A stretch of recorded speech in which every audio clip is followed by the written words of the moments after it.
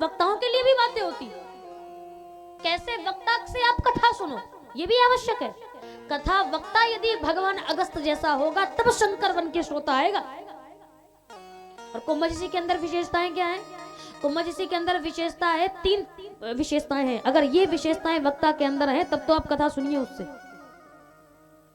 कौन कौन सी विशेषता का? पहला, कुंभज ऋषि ने, अगस्त ऋषि ने विंध्याचल पर्वत को लिटा दिया। विंध्याचल पर्वत कितना बड़ा है, हजारों किलोमीटर तक फैली हुई पर्वत श्रृंखला। और इसके लिए कथा आती है कि एक बार विंध्याचल पर्वत इतना ऊपर उठा कि उसने सूर्य के प्रकाश को छेक लिया, पृथ्वी में आने नहीं दिया। और सूर्य से कहा कि एक काम कर, अब मेरी परिक्रमा दे। पृथ्वी की परिक्रमा देता है, अब मेरी परिक्रमा दे, मैं पृथ्वी से बड़ा हूं।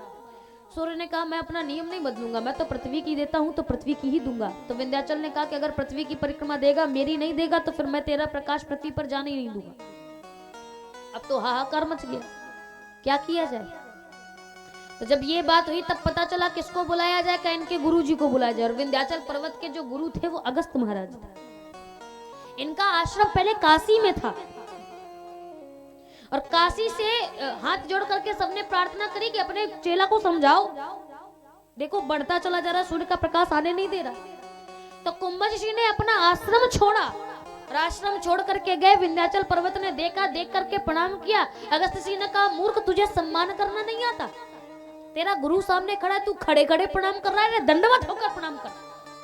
तो इतना बड़ी हजारों किलोमीटर तक सीधे खड़ा हुआ वो पहाड़, वो विंध्याचल पर्वत ऐसे लेट गया और लेट करके दंडवत प्रणाम किया तो सूर्य का प्रकाश पृथ्वी पर जाने लगा।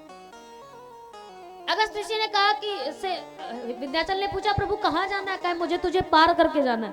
तो विंध्याचल ने कहा ठीक है, तो मैं लेटा हुआ हूँ, आप ऊपर से चले जाओ। अगस्त ऋषि ने कहा श्री सीताराम, मैं क्षमा चाहूंगा। बड़ी सुंदर आप सभी लोग मंच के माध्यम से प्रभु की पावन चर्चा का रसवादन कर रहे हैं।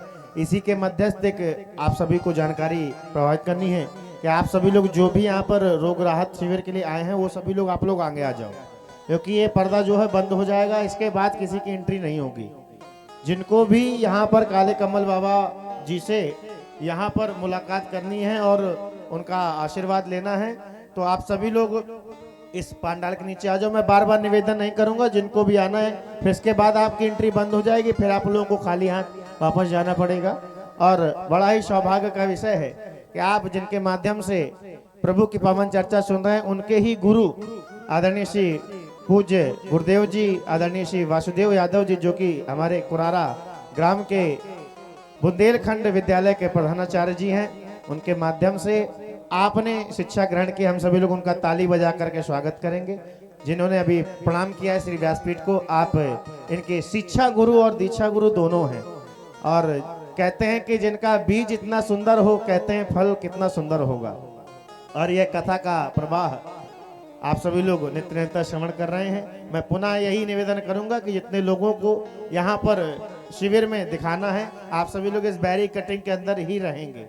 जो बैरी कटिंग के बाहर रहेगा उनसे सभी क्षमा याचना करके वापस भेज दिया जाएगा। और काले कमल वाले बाबा जी का आगमन कुछ ही समय बाद होने जा रहा है, तो आप सभी लोग अपने समय पर यहाँ पर आकर के अपनी अपनी हाजिरी दर्ज कराएं। आइए हम सभी लोग श्री व्यासपीठ को प्रणाम करने के बाद उनकी पावन चर्चा में हम सभी लोग सम्मिलित होते हैं। श्री सीताराम। बोलिए शंकर भगवान की जय हो। शाबाश। अच्छा थोड़ा और धीमे बोलना, तेज नहीं बोलना ज्यादा, ठीक? बोलिए शंकर भगवान की जय हो। क्या हो हमीरपुर वाले उल्टा हो क्या? जब बोलो तेज बोलो तो धीमे बोलते हो, जब बोलो धीमे बोलो तो तेज बोलते हो। बड़ी पावन चर्चा। लो हम भूल गए हम कहाँ कह रहे थे।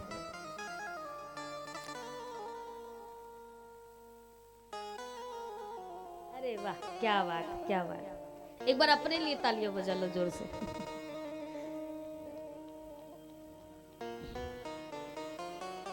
विंध्याचल पर्वत, हाँ? तो हाँ, विंध्याचल ने कहा मेरे ऊपर से होकर के आप निकल जाओ। तो गुरुजी ने कहा कि निकल तो जाऊंगा पर मुझे फिर वापस आना है। अब अगर मैं वापस आया और तू फिर से खड़ा हो गया तो इतना ऊपर खड़ा हो जाएगा, तेरे कान उधर होंगे, तो पता नहीं मेरी आवाज तुझ तक जाए कि ना जाए, फिर तो समस्या हो जाएगी। तो कुंभज ऋषि से विंध्याचल ने पूछा फिर इस समस्या का क्या समाधान है? तो विंध्याचल पर्वत से कुंभज ऋषि ने कहा कि जब तक मैं वापस ना आ जाऊं तब तक ऐसे ही पड़े, ऐसे ही लेटे रहना। और जब ये सुना तब से यहाँ से जाने के बाद कुंभज ऋषि ने फिर अपना आश्रम बदल दिया, वही दंडकारण्य में अपना आश्रम बनाकर रहने लगे, अपना आश्रम छोड़ दिया, अपनी पदवी छोड़ दी, सब कुछ छोड़ करके गए और विंध्याचल को नीचे, आज तक विंध्याचल ऐसे ही पड़ा हुआ, ऐसे ही रह गया। ये पहली विशेषता होनी चाहिए एक वक्ता के अंदर। पहली विशेषता क्या? कि जो व्यक्ति, जो कथावाचक अपने जीवन में विंध्याचल को झुका ले, और विंध्याचल का मतलब अहंकार, जिस कथावाचक के अंदर अहंकार ना हो वही व्यक्ति कुंभज बनने की प्रथम सीढ़ी प्राप्त कर सकता है। अहंकार नहीं होना चाहिए।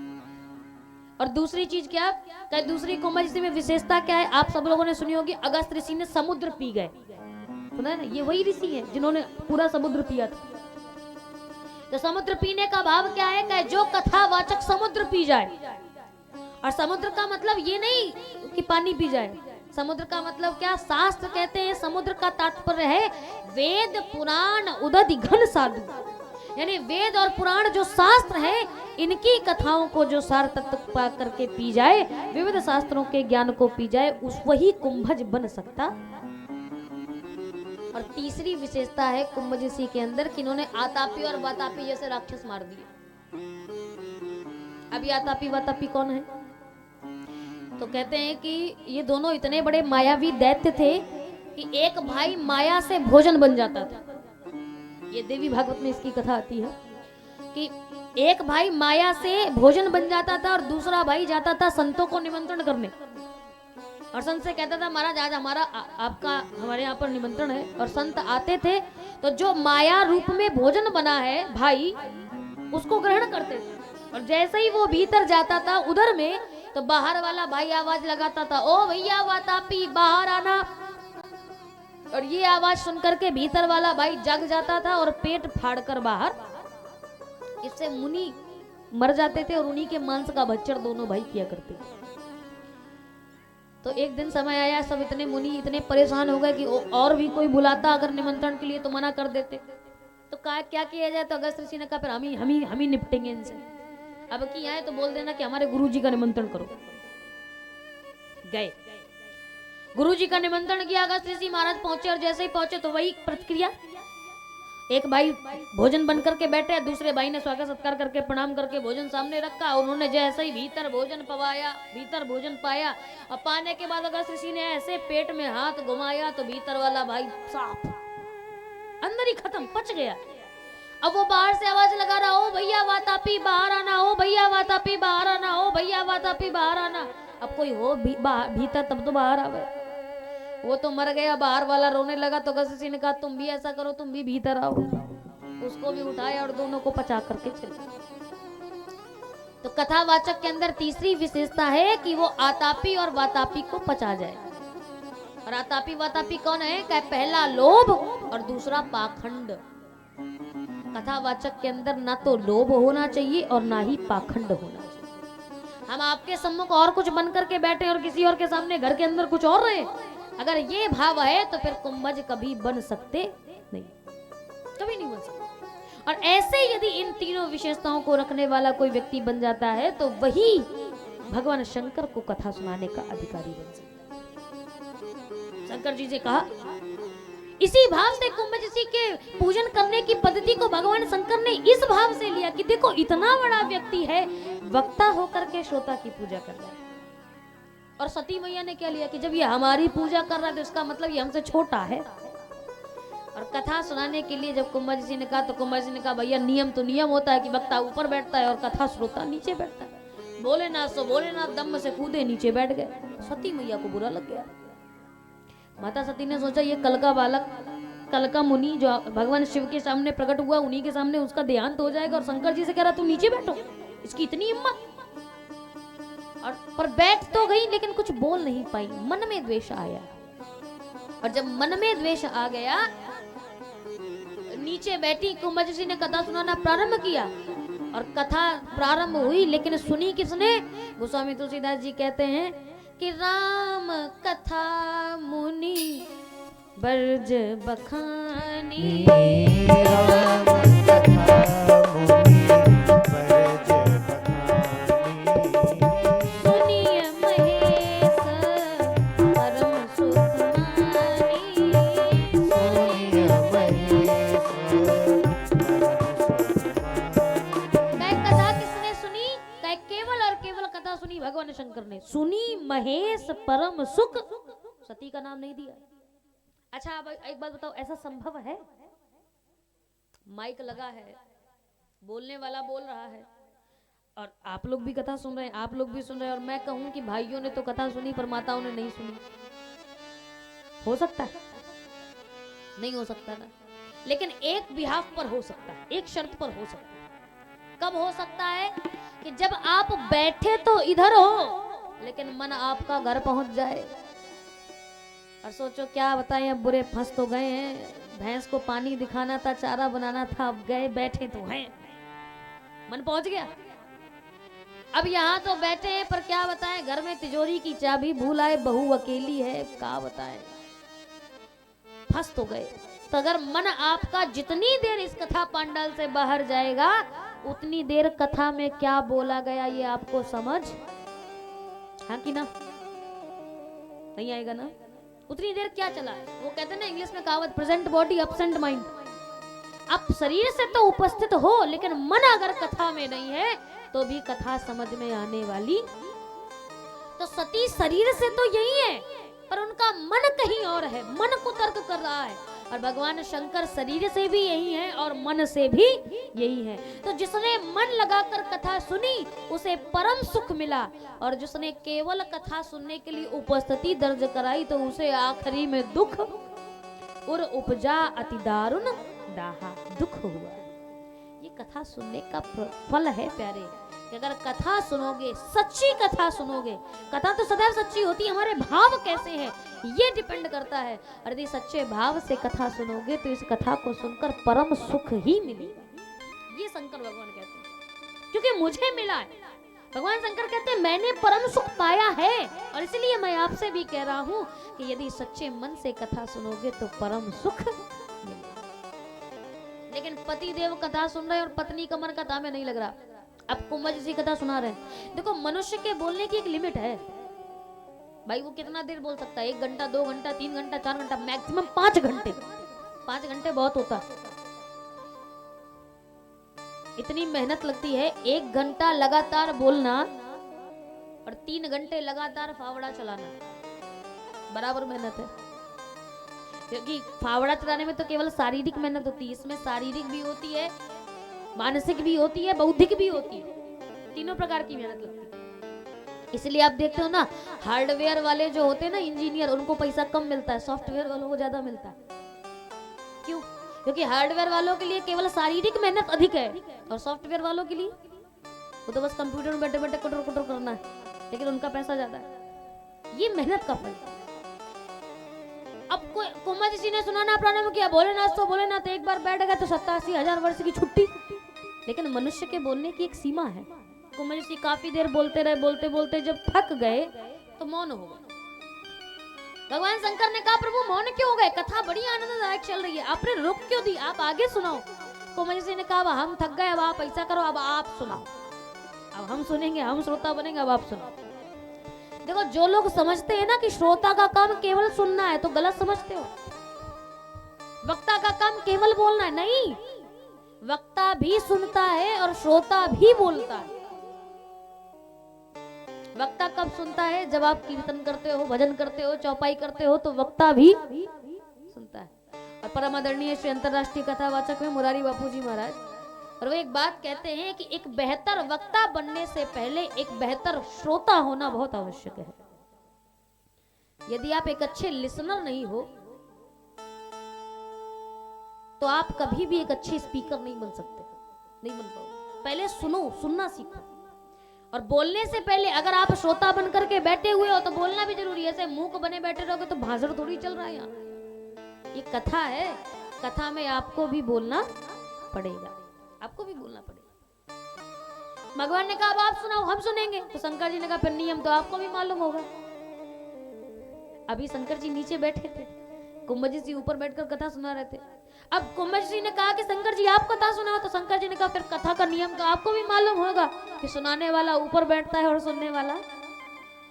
तब भगवान शंकर ऊपर बैठ गए और कुंभज ऋषि, लेकिन सती मैया ने कहा देख रहे हो इसकी हिम्मत, ये कल का ऋषि और भगवान शंकर से उठक बैठक लगा रहा है, कभी कहता है ऊपर बैठो, कभी कहता है नीचे बैठो।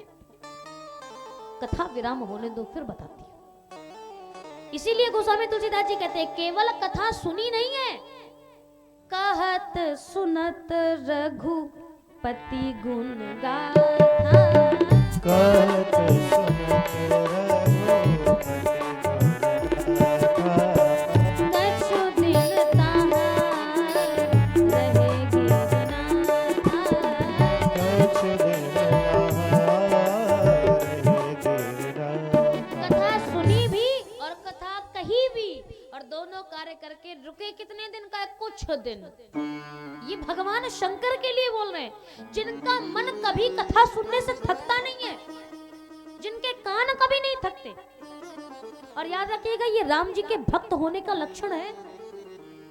भगवान श्री राम से पूछा गया कि आप कहाँ रहते हो? भगवान श्री राम ने पूछा मैं कहाँ रहूं, निवास स्थान बताओ। तो महाराज कहते हैं कि ऐसा बताओ, मैं आपसे पूछता हूँ कि संसार में ऐसी कौन सी जगह है जहां पर आप ना हो? हरि व्यापक सर्वत्र समाना, प्रेम ते प्रकट हो ही मैं जाना। लेकिन फिर भी भगवान ने कहा आप बताओ कि मैं कहाँ रहूं। तो वाल्मीकि जी ने स्थान बताया कि भगवान आप कहाँ रहो, किनके हृदय में वास करो? कह जिनके श्रवण समुद्र समान, जिनके कान समुद्र के समान है। और समुद्र के अंदर विशेषता क्या होती है? कितना पानी है समुद्र में, है कि नहीं? लेकिन संसार के जितने नाले हैं, जितनी नदियां हैं, सबका पानी समुद्र में जाता है। पर कभी समुद्र ने कहा कि बस ठीक है अब मत आओ? कभी कहता है? नदियों से कहा कि नहीं मेरे पास पर्याप्त जल है, अब मुझे तुम्हारे जल की आवश्यकता नहीं, तुम मत आओ, नहीं कहता ना। वो तो जितना पानी आता है उस सबको भी अपने भीतर समेटता चला जाता है। और इसी भाव से कहते हैं कि जिनके कान समुद्र के समान हो, भले ही कितनी कथाएं सुनी हो, भले ही कितना ज्ञान का भंडार भीतर भरा हो, लेकिन फिर भी जहां भी सत्संग हो और वो व्यक्ति बड़े भाव से पहुंच जाए और कहे और सुनाओ और सुनाओ और कथा सुनाओ और सत्संग करो, अगर यह भाव है तो समझ जाना कि भगवान हमारे भीतर बैठा, हृदय में बैठा है। जिनके श्रवण समुद्र समाना, कथा तुम्हारी सुमग सरनाना, भरई निरंतर होई न पूरे, तिनके ही ये तुम कहाँ ग्रह रूदे। वो भगवान का घर है, वहां भगवान रहते हैं जो ऐसे भाव से कथा सुनता है। और ऐसा सुनने वाला कुछ दिन के लिए कथा सुन रहा है, कछु दिन तहाँ रहे, क्यों रहे? अच्छा आप सोचो पति पत्नी दोनों अगल बगल बैठे हो, ठीक, और अगल बगल बैठकर कथा सुन रहे हो, पति का मन लगे कथा सुनने में, पत्नी का मन ना लगे तो पत्नी क्या करेगी? बार बार करेगी कि नहीं? बोलेगी तो नहीं, पर धक्का मार के चलो बहुत देर सुन लिया अब चलो। तो पति कहेगा थोड़ी देर और बैठो, थोड़ी देर और बैठो, अभी सुनने फिर चलते। तो फिर 10-15 मिनट वेट करेगी, फिर उसके बाद फिर धक्का मारेगी, चलो बहुत देर सुन लिया, है ना? होता है कि नहीं? यही परिस्थिति भगवान शंकर की है। भगवान शंकर तो बड़े भाव से कथा सुन रहे हैं, लेकिन मैया सती का मन नहीं लग रहा, पत्नी का मन नहीं लग रहा, तो पत्नी बार बार धक्का मार कहती चलो हो गया सुन लिया बहुत देर, चलो। तो जब पत्नी का मन नहीं लगा तो भगवान शंकर ने कहा कि अब फिर रुकना बेकार है, क्यों इसके चक्कर में मैं खुद भी नहीं सुन पा रहा हूं, तो समय बर्बाद करने से क्या। तो इसलिए कुछ दिन भगवान शंकर रुके, और रुकने के बाद जब चलने की बारी आई तो दक्षिणा प्रदान की। बताओ क्या चाहिए? और राम की कथा सत्संग की दक्षिणा भगवान शंकर दे रहे हैं। याद रखिएगा हीरे की परख सदैव जौहरी कोई होती है, और किसी आलू भाटा टमाटर वाले को पकड़ा दो तो वो क्या बता पाएगा कि इस हीरे की कीमत कितनी है? नहीं ना, वो तो वही परख कर सकता है ना जो उसको जानता हो। भगवान शंकर ने कहा आपको क्या चाहिए दक्षिणा में, आप बताओ। और आपको मैं एक बार बता दूं, बड़े ध्यान से सुनना, दान, भीख, चंदा और दक्षिणा में जमीन आसमान का अंतर होता है। जिस प्रकार से ये शब्द अलग हैं, उसी प्रकार से इनके तात्पर्य भी भिन्न है। भीख किसे कहते हैं? कि जो सड़क पर बैठा हुआ भिखारी मांगता है। भीख किसे कहते हैं? कि जिसमें मांगने वाले की कोई इच्छा नहीं होती है, देने वाला अपने भाव से जितना दे दे। और भीख किसे कहते हैं? कि देने वाला अकड़ के देता है और लेने वाला सर झुकाकर, है ना, लेता है ना, अकड़ के पकड़ा देते हो 5 रुपए, इसको भीख कहते हैं। तो दान किसे कहते हैं? दान कहते हैं जिसमें देने वाला झुक करके देता है और लेने वाला अकड़ के लेता है, इसको दान कहते हैं। जैसे कन्यादान करते हो ना, 20 लाख रुपया देते हो, गाड़ी देते हो, सब कुछ देते हो, पर देने वाला फिर भी कहता है मैंने आपको कुछ नहीं दिया, और लेने वाला आकर के कहता है कि तेरे बाप ने क्या दिया।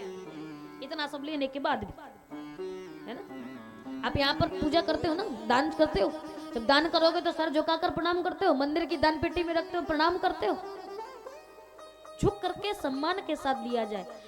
और दान स्वेच्छा का होता है, आपके अनुसार होगा, आपकी भाव जो भूमिका होगी वो आप उसके अनुसार दोगे, उसे दान कहते हैं। और चंदा का जैसा नाम वैसे ही गुण है। जिस प्रकार से चंदा प्रारंभ में बढ़ता है और फिर घटता है, इसी प्रकार से चंदे के भी हाल होते हैं।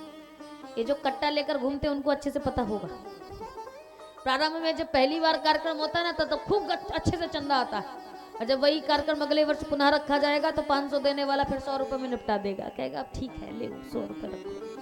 ये दिन प्रतिदिन घटता चला जाता है। अब आती है बारी दक्षिणा की। और दक्षिणा क्या होती है?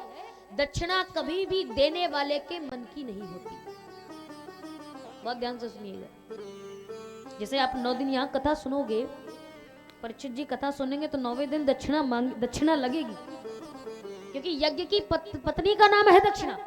और जिस प्रकार से पत्नी के बिना पति अधूरा, उस प्रकार से दक्षिणा के बिना यज्ञ भी अधूरा। इसलिए पूजा करने के बाद ये रखवाए जाते हैं, ये पूर्णता है। और दक्षिणा कभी भी देने वाले के मन की नहीं होती है, लेने वाले के मन की होती है। लेने वाला जो मांगेगा तो फिर देने वाले को वो देना पड़े, तभी आप उसे दक्षिणा कह सकते हो, नहीं तो नहीं कह सकते। अगर लेने वाले ने कहा कि मुझे दक्षिणा के रूप में तेरा दाहिने हाथ का अंगूठा चाहिए, तो फिर एकलव्य को अंगूठा काट के देना पड़े, मन हो चाहे ना हो।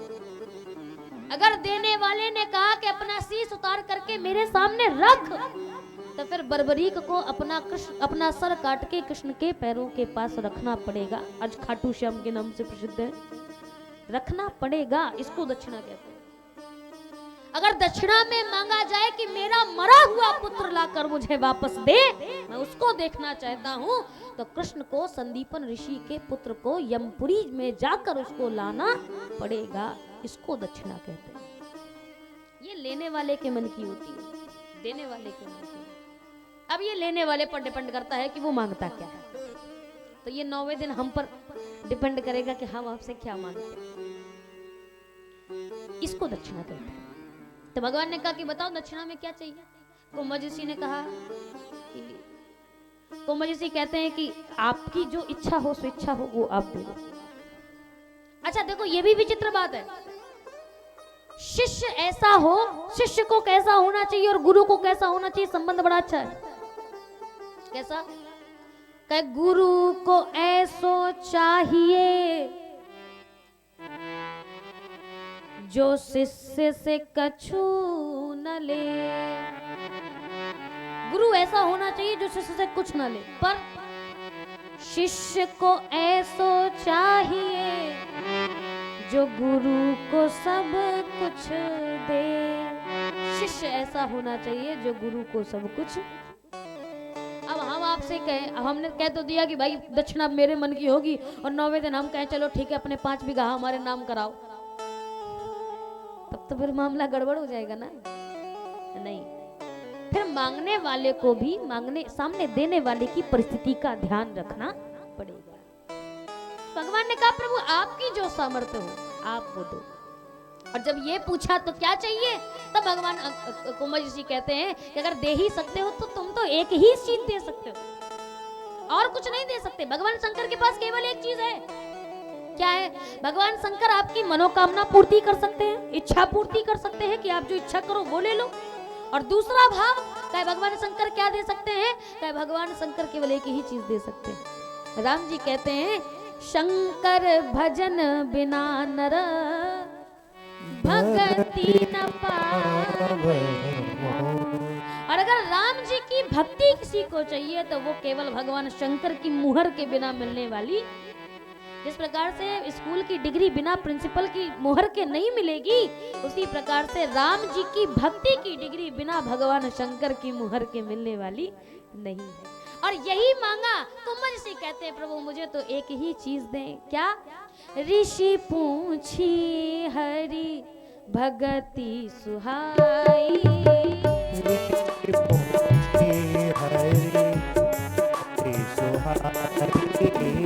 कहीं शंभु अधिकारी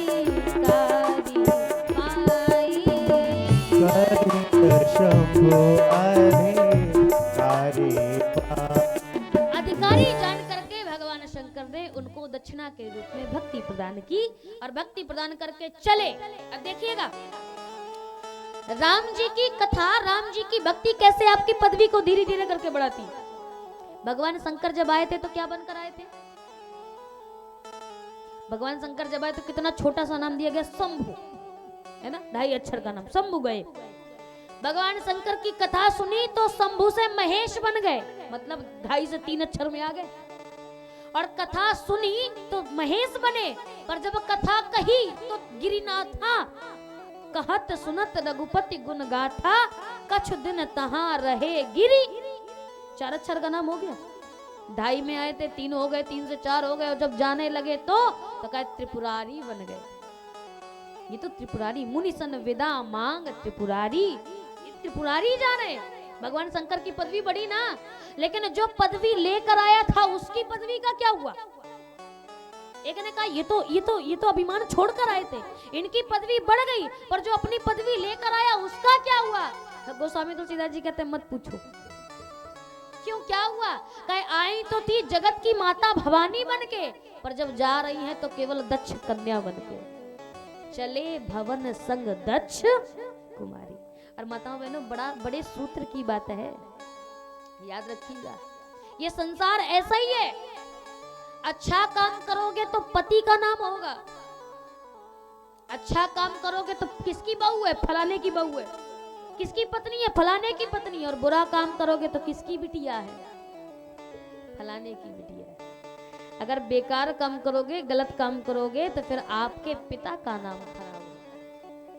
जब कथा सुनने जा रही है तो अच्छा काम कर रही है ना, तो ये जगत की माता है, ये तो भवानी भगवान शंकर की पत्नी है। और जब कथा नहीं सुनी तो कहा अब ये शंकर जी की पत्नी नहीं, अब तो ये दक्ष की कन्या है, पिता का नाम आ गया। इसीलिए जीवन में कभी ऐसा काम मत करना जिससे पिता के नाम पर कलंक लग जाए, नहीं करना चाहिए। ये कथा सिखाती है। और इतना सुनकर के भगवान शंकर चले तो सती मैया तो बड़ी आनंदित होकर के चली, चलो पल्ला छूटा, क्योंकि वो तो कही रही थी कि चलो जल्दी चलो जल्दी चलो, पर भगवान शंकर को दुख हो गया प्यारे। और याद रखिएगा भगवान शंकर के पास किसी चीज की कोई कमी नहीं। आपको अभी 6 सुख बताए ना, संपत्ति इतनी है कि जब जो चाहे चुटकी में जो सोने की लंका खड़ी कर दे। अरे भाई उसके पास संपत्ति की क्या कमी होगी? शरीर कितना स्वस्थ है, कैलाश पर्वत पर -डिग्री टेम्परेचर जा रहा था और वहां भी नंग धड़ंग रहे, कितना शरीर स्वस्थ होगा, कितना मेंटेन होगा। और पत्नी पार्वती जैसी पत्नी लिए घूमता हो जो कभी भी भगवान शिव के विमुख जाने की सोच नहीं सकती। पार्वती की छोड़ो, सती मैया भी अगर अपने पिता के द्वारा भी भगवान शंकर का अपमान होते देखती है तो देह त्याग कर देती। इतनी अच्छी पत्नी। और पुत्र कार्तिकेय गणेश जैसे कि बाप का नाम तो बाद में आता है, पुत्र का नाम तो पहले आता है, प्रथम पूज्य है। बेटा भी अच्छा है, बेटा भी अच्छा है, बेटी भी अच्छी है, परिवार भी अच्छा है, पत्नी भी अच्छी, शरीर भी अच्छा, संपत्ति भी अच्छी, सब कुछ है, लेकिन फिर भी दुखी है। फिर भी दुखी। कितने दुखी हैं? बाबा कहते हैं शंकर उर अति क्षोभ, बहुत दुख है। और विचार रखिएगा इतना सब होने के बावजूद भी अगर आप दुखी हो तो दुख का कारण ढूंढिएगा। साधक कहते हैं। अभी इसी मानस में बड़ा पावन प्रसंग आता है महाराज मनु का। और महाराज मनु है कौन? कहे स्वयंभू मनु अरुसत रूपा, जिनके कारण ये संसार की सृष्टि उत्पन्न हुई। इनके पास भी सारे सुख हैं। संपत्ति कितनी? पृथ्वी का राजा है, पूरी पृथ्वी का राजा है। शरीर राजा है, शरीर भी बड़ा स्वस्थ है। पत्नी कितनी अच्छी है कि अगर पति जंगल जा रहा है तपस्या करने के लिए तो पत्नी पीछे पीछे जा रही है। नारी समेत गवन वन की ना, पत्नी इतनी अच्छी। और बेटे उत्तानपाद और प्रीवत जैसे बेटे हैं।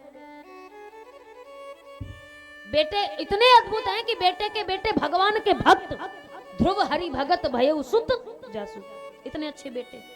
फिर भी दुखी। देखने का बेटियां खराब होंगी? नहीं, बेटियां तो